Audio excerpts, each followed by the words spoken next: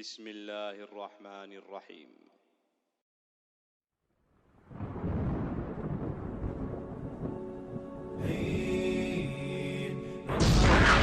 سوف يعلمون أن نحن المسلمون القادمون نرفع الرايات سوف يعلمون أن نحن. Ma'asyiral muslimin yang dimuliakan Allah Subhanahu wa taala. Kita tahu bahwa dalam sebuah hadis tidak ada satupun fitnah yang lebih besar melebihi fitnah Dajjal. Fitnah itu bermacam-macam. Harta bisa jadi fitnah. Kekuasaan bisa jadi fitnah. Keluarga bisa menjadi fitnah. Bahkan peperangan juga termasuk fitnah. Tetapi fitnah-fitnah itu kecil dibandingkan fitnah Dajjal.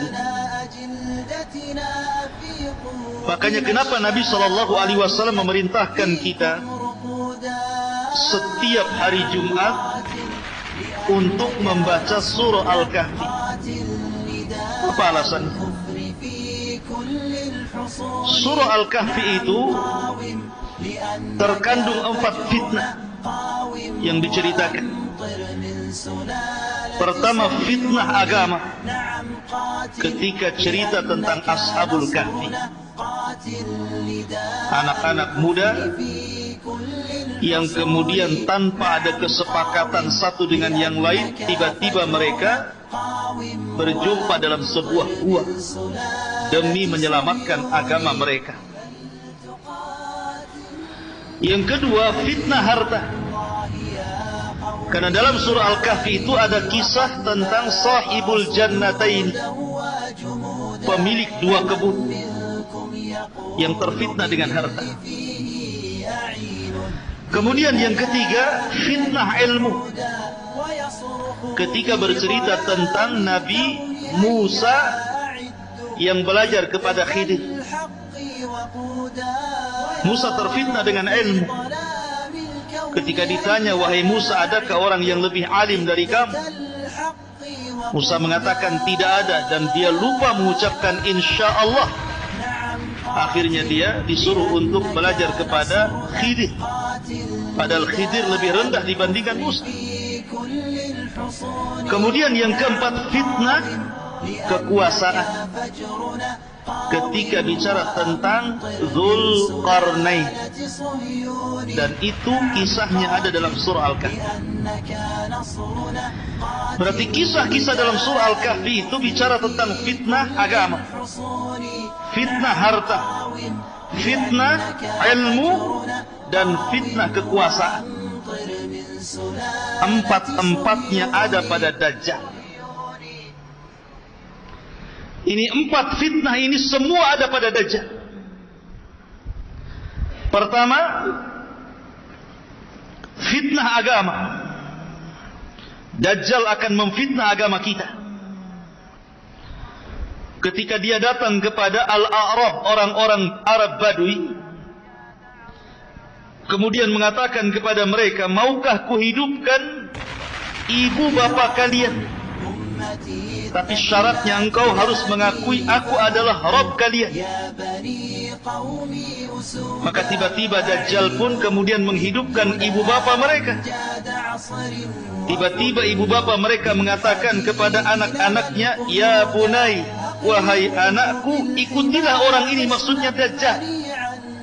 Fa innahu rabbukum, karena dia Rabb kalian. Akhirnya orang-orang Arab Badui pun menyembah Dajjal, terfitnah agamanya. Yang kedua, fitnah harta. Karena kemunculan Dajjal itu sebelumnya terjadi kekeringan yang luar biasa. Tahun pertama tidak ada hujan sepertiga langit, dan Allah juga tidak menumbuhkan tumbuh-tumbuhan sepertiga bumi. Tahun kedua, Allah Subhanahu wa ta'ala menahan 2/3 langit. Maka Allah tahan juga 2/3 bumi untuk tidak tumbuh-tumbuhan. Kemudian tahun yang terakhir, yang ketiga, seluruh langit Allah tahan. Sehingga semua bumi Allah tahan untuk tidak tumbuh-tumbuhan. Mulailah banyak kelaparan, banyak hewan-hewan ternak mati. Disinilah Dajjal datang kepada orang-orang yang sedang kelaparan itu dengan membawa 1 gunung roti. Siapa yang ingin mendapatkan makanan, terhindar dari kelaparan, tanahnya kembali disuburkan, kemudian ternak-ternaknya kembali digemukkan, maka harus mengakui Dajjal Tuhan. Dia terfitnah dengan harta. Akhirnya hanya karena menerima pemberian Dajjal, mereka pun akhirnya mengakui Dajjal lah Tuhan. Terfitnah dengan harta. Kemudian yang ketiga, terfitnah dengan kekuasaan. Sebagaimana Dzulqarnain menguasai dunia, kemudian juga Sulaiman menguasai dunia, maka Dajjal juga sama. Tidak ada satupun bumi kecuali diinjak Dajjal. Walaupun waktunya hanya 40 hari, 1 hari seperti setahun, 1 hari bagikan 1 bulan, 1 hari seolah-olah 1 Jumat, 1 minggu. Dan hari-hari berikutnya sama dengan hari-hari kalian. Selama 40 hari ini tidak ada satupun tanah kecuali diinjak Dajjal. Dan Dajjal sampai ke daerah kutub yang 1 harinya sama dengan setahun. Sampai ke daerah kutub yang 1 harinya sama dengan sebulan. Sampai ke daerah kutub yang 1 harinya sampai dengan 1 minggu. Dan Dajjal lebih banyak tinggal di hari-hari yang normal seperti hari-hari yang kita jalani. Tidak ada satupun tempat Dajjal berhasil menguasai bumi. Dia berkuasa terhadap bumi ini, kecuali Mekah dan Madinah dan Masjidil Aqsa serta Masjid Tur. Ini 4 tempat tidak mungkin dimasuki Dajjal.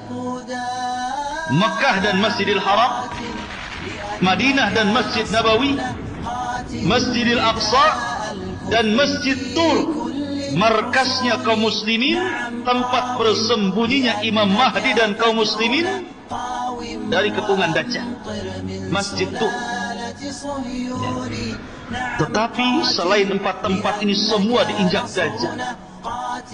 Termasuk ke Batam, termasuk ke Batam. Termasuk ke Tiban, termasuk ke Tiban. Termasuk ke Bengkong. Mana lagi? Semua akan diinjak Dajjal, dan ini fitnah kekuasaan. Kemudian yang keempat, fitnah ilmu. Karena kalau orang itu menghadapi Dajjal dan tidak punya ilmu, maka dipastikan dia akan menjadi pengikut Dajjal. Dipastikan orang-orang jahil akan mengikuti Dajjal. Makanya Nabi SAW bersabda gimana? Kata Nabi SAW, seandainya Dajjal keluar, kata Rasul, in yakhrujud Dajjal wa ana fikum fa ana hajijuhu dunakum. Kalau seandainya Dajjal keluar kepada kalian dan aku masih hidup, kata Rasulullah, aku yang akan membunuhnya. Wa iyakhruj fikum wa lastu fikum. Tapi kalau Dajjal keluar kepada kalian sementara saya tidak ada lagi di hadapan kalian, saya sudah meninggal. Fa kullu mri'in hajiju nafsihi. Maka setiap jiwa harus menghadapi Dajjal masing-masing, dan tidak ada perlindungan kecuali perlindungan Allah. Karena tidak ada yang bisa mengalahkan Dajjal kecuali seorang nabi. Ada perang lagi di sini. orang. Ya. Jadi di sini Dajjal oleh Nabi SAW diancam, kalau Dajjal itu keluar sementara aku hidup, aku yang akan membunuhnya, aku yang akan menghadapinya. Dari sini kata para ulama, tidak ada yang bisa menghadapi Dajjal kecuali memiliki dua perkara. Satu, iman. Yang kedua, ilmu. Iman dan ilmu harus ada. Makanya Nabi SAW mengatakan, kalau Dajjal hidup, aku yang akan menghadapinya kalau sama-sama hidup di zamanku. Karena tidak ada yang kuat imannya, tidak ada yang kuat ilmunya melebihi Rasul SAW. Makanya terkadang heran, terkadang kalau kita bicara Dajjal, banyak juga yang komentar macam-macam. Imam Mahdi pasti keluar, tahun sekian pasti Dajjal keluar. Pertanyaannya, sudah disiapkan gak imannya? Sudah disiapkan gak ilmunya? Jangan-jangan Dajjal keluar, Anda pula orang yang pertama kali berada di belakang Dajjal. Dajjal itu bukan seperti Fir'aun. Dajjal itu bukan seperti Namrud. Fir'aun ngaku Tuhan, ngaku Tuhan. Namrud ngaku Tuhan. Bukhtun Nasr ngaku Tuhan. Dzunwas ngaku Tuhan. Tapi empat raja ini walaupun ngaku Tuhan, tidak punya kesaktian. Mereka berani memaksa orang untuk menuhankan hanya karena kekuasaan dan kekuatan pasukan. Kalau tidak mengakui saya Tuhan, kubunuh, itu saja. Tapi tidak punya keanehan. Tidak seperti Dajjal, Allah berikan keanehan. Walaupun sama-sama tidak memiliki rububiyah Allah Azza wa Jal, tapi Allah mengizinkan kepada Dajjal seolah-olah memiliki keanehan-keanehan dari rububiyah Allah Subhanahu wa ta'ala. Dan Allah menghendaki seperti itu karena sebuah hikmah yang Allah kehendaki. Dari situlah para nabi takut dengan fitnah Dajjal. Bahkan tidak ada satupun nabi yang menginginkan Dajjal itu keluar pada kaum mereka masing-masing. Tidak ada yang mau para nabi. Jangan sampai Dajjal hidup di zaman Nabi Nuh, kata Nuh. Jangan sampai Dajjal keluar di zaman Nabi Musa, kata Musa. Semua para nabi takut kalau Dajjal itu muncul di zaman mereka. Dari situlah maka Nabi SAW bersabda dalam sebuah hadis, kata Nabi SAW, "Ma min nabiyyin illa hadzara qaumahu min fitnatil masihid dajjal." Tidak ada satupun nabi sejak zaman Nuh alaihi salatu wassalam sampai Nabi SAW kecuali semua memperingatkan umatnya akan bahaya Dajjal. Para nabi takut. Kalau boleh Dajjal itu jangan muncul pada kaum mereka, karena itu akan membahayakan akidah umat-umat mereka. Karena digambarkan oleh Nabi SAW setelah meninggalnya Rasulullah, kemudian umat ini semakin jauh. Kata Nabi SAW dalam hadis Anas bin Malik radhiyallahu anhu, "Walladzi nafsi biyadi, demi zat yang jiwaku berada di tangannya, la ya'ti zamanun illa walladzi ba'dahu syarrun minhu." Tidak ada sebuah zaman yang datang kecuali setelahnya pasti lebih buruk daripada sebelumnya. Dan ketika umat semakin buruk, ketika umat jauh daripada Al-Quran, umat jauh daripada sunnah Rasulullah, kemudian umat sudah tidak menyebut-nyebut Dajjal lagi. Kata Nabi SAW, "La yakhrujud Dajjal hatta yadhhaban nas an dhikrihi wa hatta tatrukal a'immatu dhikrahu alal manabir." tidak mungkin Dajjal muncul, Dajjal keluar, kecuali ketika manusia sudah mulai melupakan siapa Dajjal. Ketika para ulama sudah mulai tidak membicarakan Dajjal di mimbar-mimbar mereka. Kata Nabi SAW, la yakhrujud Dajjal. Tidak mungkin Dajjal keluar sampai betul-betul dilupakan manusia. Orang sudah tidak kenal Dajjal, tidak pernah diceritakan, tidak pernah didongengkan bagaimana bahayanya, bagaimana cara menghadapinya. Orang sudah tidak kenal. Karena Dajjal itu tidak keluar kecuali ala khifatin minad dini wa qillatin minal ilmi. Dajjal tidak mungkin keluar kecuali ketika manusia mulai meremehkan agama dan mulai meremehkan ilmu. Orang kalau sudah tidak peduli dengan agama, orang kalau sudah tidak peduli lagi dengan ilmu, jarang hadir di majelis ilmu, kemudian berangan-angan Dajjal pasti keluar. Kalau pendapat saya harus keluar di tahun 2024 ini. Seolah-olah dia bisa menghadapi Dajjal. Di majelis ilmu saja jarang hadir, ngaji pakai YouTube, Syekh Google, Syekh YouTube. Ya. Kalau anda ingin menghadapi Dajjal, hadir di majelis ilmu. Bukan hanya semangat saja, Imam Mahdi pasti keluar, Dajjal akan muncul, kita akan hadapi, kita perangi Dajjal. Wah, kayak iya saja. Emang siapa anda kan? Ngaji saja tidak pernah, hadir di majelis ilmu juga tidak pernah. Menguatkan ilmu itu bukan hanya cerita Dajjal, hadir di majelis Dajjal saja. Anda harus kuatkan bab tauhid, Anda harus kuatkan bab akidah, Anda harus kuatkan bab manhaj, bab fikih, semua harus dipelajari. Ilmu itu kan bukan ilmu akhir zaman saja, tapi ilmu itu mencakup seluruh agama. Baru kuat ilmunya, baru bisa menghadapi Dajjal. Tapi saya sudah tahu ciri-cirinya, Ustaz. Iya, tahu ciri-cirinya. Pas ketemu, jangan-jangan anda pula yang pertama menahankan Dajjal. Karena ada orang diceritakan, dia merasa mampu melawan Dajjal, dicarinya Dajjal. Pas ketemu kelepek-kelepek, ikut Dajjal.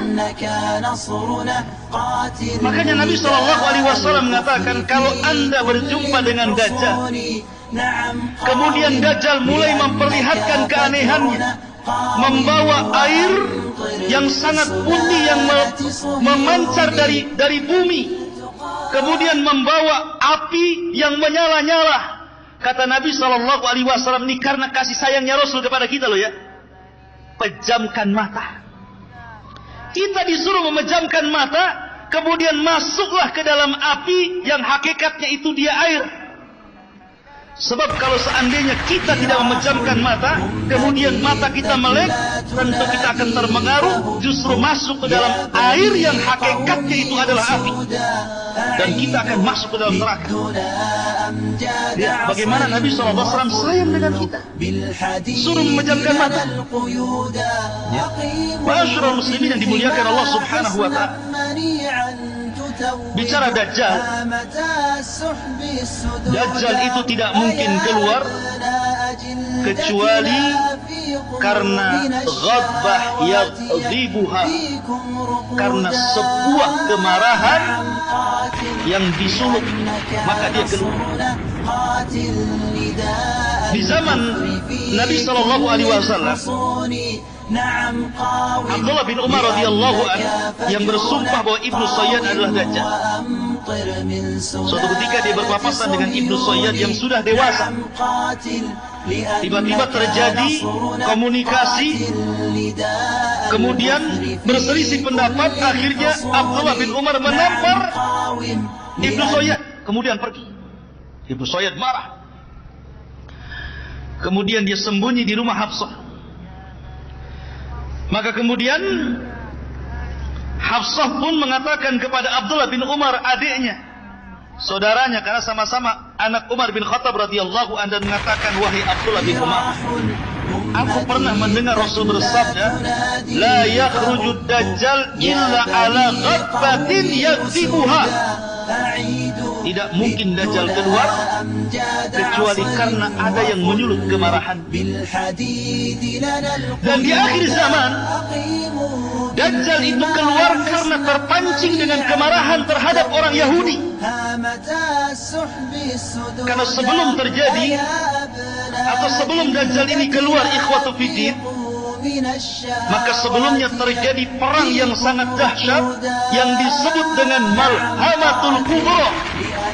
Perang yang luar biasa antara pasukan kaum muslimin melawan orang-orang Nasrani yang disebut dengan Malhamatul Kubra. Kenapa Malhamah? Kenapa Kubra? Malhamah itu diambil dari kata lahmun, artinya daging. Daging yang berhamburan. Karena sebagian ulama mengatakan bahwa perang itu akan terjadi kembali ke zaman Rasul, kembali ke pedang, kembali ke panah, kembali ke tombak, kembali ke kuda, ke unta, ke baju besi dan yang lain.